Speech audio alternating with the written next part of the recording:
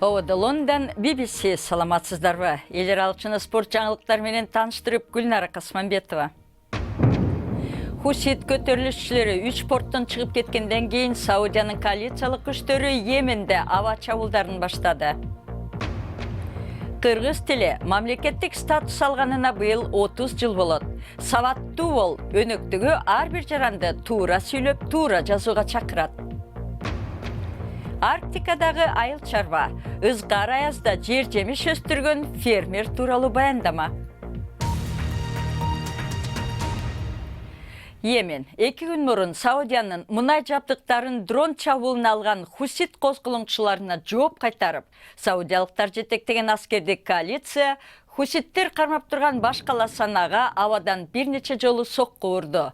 Жергиликтүү тургундар Сананын ичинде жана четинде жайгашкан 9 аскердик бутта аба чабуулуна алынганын айтууда. Коалиция чабуулдар хуситтердин агрессиялык аракеттерине бөгөт коюуну көздөрүн айтып, шаар тургундарын милтеге алынган жерлерден алыс турууга үндөгөн билдирүү таркатты. Жоготуулар жөнүндө кабар жок. Кече буунун өкүлдөрү 6 ай мурун Стокгольмдо кабыл алынган тынчтык келишимине ылайык хусит козголоңчулары Йеменден батыш жээгиндеги 3 маанилүү порттон чыгып кеткенин ырасташкан эле. BBC'нин башкы эл аралык кабарчысы Лиз Дюссет баяндайт. Хусит козголоңчулары аймактан кеткенин айтат. Йемендин батыш портунда алар аймактан чыгып кетүү үчүн чогулуп жатышат. Алардын кетүүсүнө 4 күн кетти. 4 жылга созулган согуштун тынчтыкка карай биринчи кадамдары. Бул порттун коопсуздугуна эми Бириккен Улуттар Уюму менен бирге жээк күзөтчүлөрү жооптуу болот. Йеменге келген гум жардамдын бардыгы ушул порт аркылуу жеткирилет. Ачарчылык коркунучуна кептелген өлкө үчүн гум жардам өтө зарыл. Шаршемби күнү Коопсуздук кеңеши боюнча жыйында буунун Йемендеги өкүлү эми үмүт жаралды деп айтты. Ходейда портунда өзгөрүүлөр болуп, үмүт жаралууда. Тынчтыкты орнотуу боюнча келишимди ишке ашыруу оор болорун жакшы билчүбүз. Бул дагы деле оңой иш эмес. Йемендин маалымат министри өлкөсүндөгү окуяларга Лондондон көз салып турду. Чынын айтканда, Ходейда портунда орун алып жаткан окуялар жөн гана көргөзмө болууда. Биз тынчтыкты каалайбыз. Бизге көз боемочулуктун кереги жок. Бул эми Йемен өкмөтүнүн аскерлерин артка чакыртып алуусун каалап жатат. Бул ишке ашабы?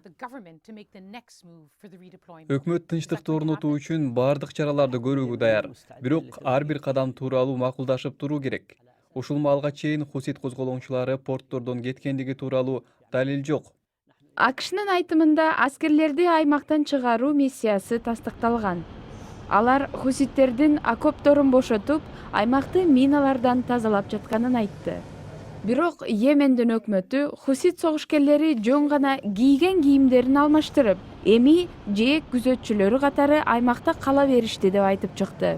Бирок алдыга карай жылуу үчүн кысым көрсөтүлүүдө. 6 ай мурун Стокгольмдо өткөн тынчтык сүйлөшүүлөрдөн бери бул жакшы жылыш болууда деп айтылды. Ушул жумага чейин эч кандай жыйынтык болгон жок. Жана жагдай өөрчүп кетет деген коркунуч турган. Саудиялык жана Эмираттардын танкерлерине кол салынды деген билдирүүлөр чыгып жатты. Эч ким жоопкерчиликти ала элек. Хуситтерди колдогон Иран менен чыңалуу күчөп жатат. 4 жылдык согуш Йеменди алсыздандырды. Ансыз да кыйроо алдында турган өлкөнүн эли күн сайын зомбулуктан жана ачкачылыктан качууга аргасыз болууда. Кыргыз тили мамлекеттик тил статусуна ээ болуп, мыйзам чыкканына быйыл 30 жыл болот. 15 майдан тартта сабаттуу бол өнөктүгү башталып, алгач жат жазуу боюнча сынак өттү. Ага мамлекеттик кызматкерлер, маданият өкүлдөрү, дарыгерлер, окуучулар жана студенттер катышты. Сабаттуу жазуу жана сүйлөө маданиятын өнүктүрүү максатында уюшулган жат жазуу сынагына аргыл кесиптин ээлери келди. Өнөктүк мамлекеттик тилдин колдонуу чөйрөсүн кеңейтип, кадыр баркын көтөрүү максатында өтүп жатат. Эгер бул тилди эл колдонбаса, эл жапатырмак киришпесе, мунун көптөгөн проблемалары чечилбейт. Себеби эне тил бул үй бүлөдөн башталат. Эне мектебинде башталат. Менин терең ишенимде үй бүлөдөн баштап президентке чейин муну жапа-тұрмақ қолға алсақ, Құдай бұйырса, мемлекеттік тіл қатарында тейле чөресін кәдімгідей қалуына келтіріп, жаңы деңгейге шығып кетері шексіз. Мамлекеттик тил комиссиясы бүгүнкү күнү кыргыз тилинде иш кагаздарын жүргүзүү 44%га чыкты деп маалымдады. Сабаттуу бол өнөктүгүнө келген ыктыярдуу жарандар кыргыз тилин канчалык жакшы билерин аныктоо үчүн келишкен. Соц тармактарда бүгүнкү учурда сабатсыздык өтө кенен орун алып кетти да. Анан ошол максатта бул сабаттуу бол иш чарасы жакшы уюштурулган экен. Ар ким өзүнүн билим деңгээлин, өзүнүн катасын көрүп алган дурус болот деп ойлойм. Сабаттуу бол өнөктүгүнүн жат жазуу сынагынын жыйынтыктары коомчулукка ачык жарыяланбайт. Ар бир катышуучуга атайын код берилип, ошол аркылуу текшере алышат. Ал эми жат жазууну мыкты жазгандар атайын диплом менен сыйланат. Сабаттуу бол өнөктүгү мындан кийин жыл сайын уланат. Ошону менен бирге китептер чыгарылып, мамлекеттик жана муниципалдык кызматкерлердин сабаттуу сүйлөп жана жазуусу үчүн атайын окуу программасы иштелип чыгат. Тура сүйлөп, тура жазууга үндөгөн сабаттуу бол өнөктүгү кыргыз коомчулугу чала сабаттуу экенинен кабар береби? Бул суроону мамлекеттик тил жөнүндө улуттук программаны ишке ашырууну көзөмөлдөө боюнча топтун мүчөсү Алмаз Кулматовго узаттым. Демилге бүгүн пайда болуп жаткан жок. Бул 2015-жылы эл аралык тажрыйбанын негизинде мамлекеттик тил боюнча улуттук комиссияда алгачкы жолу апробацияланган демилге. Бирок ушул сабаттуулукту көтөрүү маселеси биз гана эмес, башка өлкөлөргө да мүнөздүү маселе. Ошондуктан мамлекеттик тил жөнүндө мыйзамдын кабыл алынышынын 30 жылдыгына арналган акцияда быйыл абдан көп киши катышты да.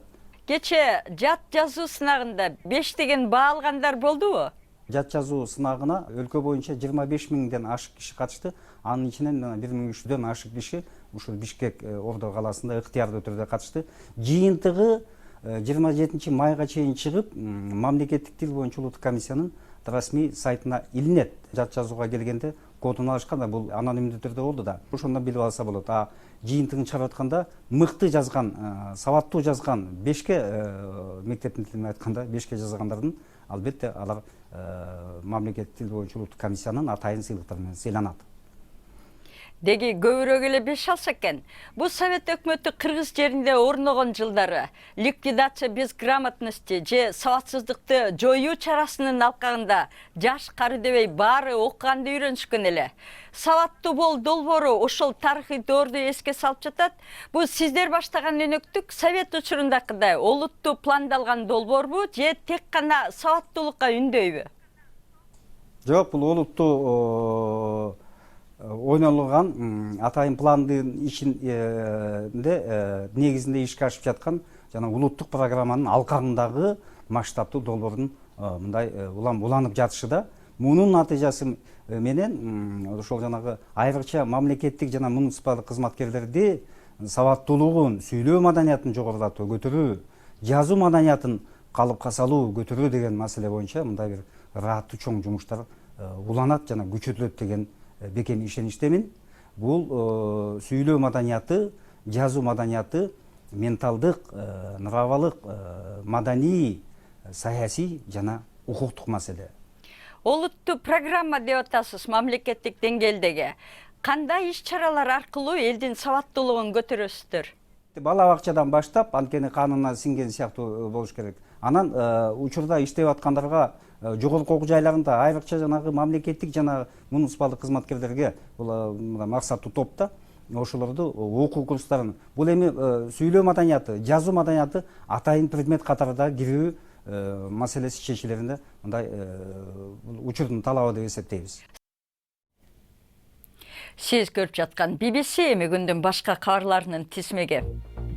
Президент Трамп АКШнын интернет түйүндөрүн чет өлкөлүк душмандардан коргоо максатында чукул кырдаал жарыялады.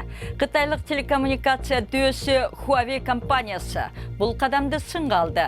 Аты аталбаса да компания анын ишмердүүлүгүн чектөө аркылуу Америка коопсузураак же күчтүүрөөк болуп кетпесин, тескерисинче жаңы муундагы 5G түйүндөрүн орнотууда артта каларын айтты. Суданда аскерлер демонстранттарга ок чыгарып кеминде 9 адам жаракат алды. Өлкөнүн аскер жетекчилиги Суданды атуулдук башкарууга өткөрүү боюнча сүйлөшүүлөрдү 3 күнгө артка жылдырды. Демократиячыл лидерлер менен талкуу шаршембиде кайра башталмак. Бирок аскердик кеңеш адегенде жүрүшчүлөр Хартумдун жолдоруна орноткон тосмолорду алышы керек деди. Филиппин өлкөсү Канададагы элчисин чакыртып алды. Окуя таштандууга байланыштуу чыңалган абалга туш келди. 5 жыл мурда канадалык компания кеме менен Азиянын түштүгүндөгү өлкөгө тонналаган таштанды төккөн. Канада ал таштандыны кечээ артка чыгарып кетиши керек болчу. Welcome Trust аттуу илимий кайрымдуулук уюму жылан уусуна каршы жаңы дары иштеп чыгууга жана медициналык жардам көрсөтүүнү жакшыртууга $100 миллион берерин убада кылды. Жылан чаккандан жылына 120 000 адам каза болот. Бул 4 мүнөт сайын бир адам көз жумат дегенди билдирет. Арктиканын ызгар суугуна карабай, Бен Видмар деген киши үйүндө жер жемиш өстүрүп, дүйнөнүн эң алыскы түндүгүндө жайгашкан шаары өзүн өзү камсыздап турса деп кыялданат. Норвегиянын Шпицберген аралдарындагы Лонгир шаары түндүк муз уюлунан 800 чакырым алыс жайгашкан. Бен желим жана тамагаш таштандысын азайтууга умтулат. Анын аракети натыйжа берер бекен. Бул кыялкештер үчүн. Кыялдар орундалат. Аракет кылууну уланта бериңиз. Бен Видмар Арктикадагы шаарын өзүн өзү камсыз кылса дейт. Ал түндүк уюлдан 800 миль алыстыктагы Шпицберген аралдарында жашайт. Тургундарга көпчүлүк тамак аш сапасы Норвегиядан келет. Дүйнө жүзү боюнча бизде ар бир адамга көмүр кычкыл газы жогору болуп эсептелет. Мен ал боюнча тынчсыздана баштап, бир нерсе кылуу керек деп ойлодум. Ошентип ал жашаган жеринде тамак аш жемиштерин өстүрүп, бизнес баштаган. Желимичтерди азыраак пайдаланып, жемиштерди өзүбүз өстүргөнүбүз маанилүү. Бизге келген көпчүлүк жер жемиштер желим идиште келет. Бен жайында жер жемиштерди бул күнөсканада, кышында болсо атайын имараттын ичинде өстүрөт. Бизде 3 ай 24 саат бою караңгы болсо, дагы 3 ай 24 саат жарык болуп тургандыктан өстүрүү абдан кыйын. Ал өстүргөн жер жемиштерин Лонгир шаарындагы ресторандарга сатат. Калгандарын чогултуп, жер семирткич даярдайт. Мен өзүмдүн жер семирткичтеримди даярдагым келди. Биз ушундай күнөсканаларды болушунча көп даярдоого аракет кылуудабыз. Жергиликтүү ресторандар өздөрүндө өстүрүлгөн жер жемиштерге кызыктар. Бен өзүнүн эч таштанды чыгарбаган ресторанын ачкысы келет. Окумуштуулар Арктика жер жүзүнүн башка жерлерине салыштырмалуу тездик менен ысып жатканын айтат. Бен анын долбоору айлана чөйрөнү коргоодо башкаларга да жардам берерине үмүт кылат. Эми спорт. Калыс каржыланган оюн эрежесин бузду деген шек менен үстүнөн УЕФАнын көз карандысы сотуна арыз түшкөн Манчестер Сити нааразы болгонун, бирок таң калбаганын айтты. Арызда Манчестер Сити миллиондогон долларлык демөөрчүлүк келишиминин баасын апыртып көбөйткөнү айтылат. Клуб айыптарды четке кагууда. Катарда 2022 жылкы дүйнөлүк чемпионатка карата биринчи талаа курулуп өттү. Аль-Вакра стадионунда бүгүн жергиликтүү Эмир кубогунун финалы өтөт. Чатыры жылып турган, салкындаткыч менен жабдылган стадионго 40 000 адам батат. Аны жайыгышы колдонсо болот. Чемпионатка карата дагы 7 ушул сыяктуу стадион курулат. Америкада терезе жууган 2 кишини Кудай сактап аман калышты. Оклахома шаарында 50 кабат имараттын терезелерин жууп жатканда крандын арканы бошоп кетип, жумушчулар турган платформа эки жакка чайпала баштаган. 2 киши эптеп-септеп аркандын бир учуна жетип, платформаны араң токтотушкан жана коопсуз жерге жетип алышкан. Имараттардын терезелери талкаланганы менен 2 жумушчу эч жаракат алган жок. Сиздер менен Гүлнара Касманбетова болду. Саламатта калыңыздар.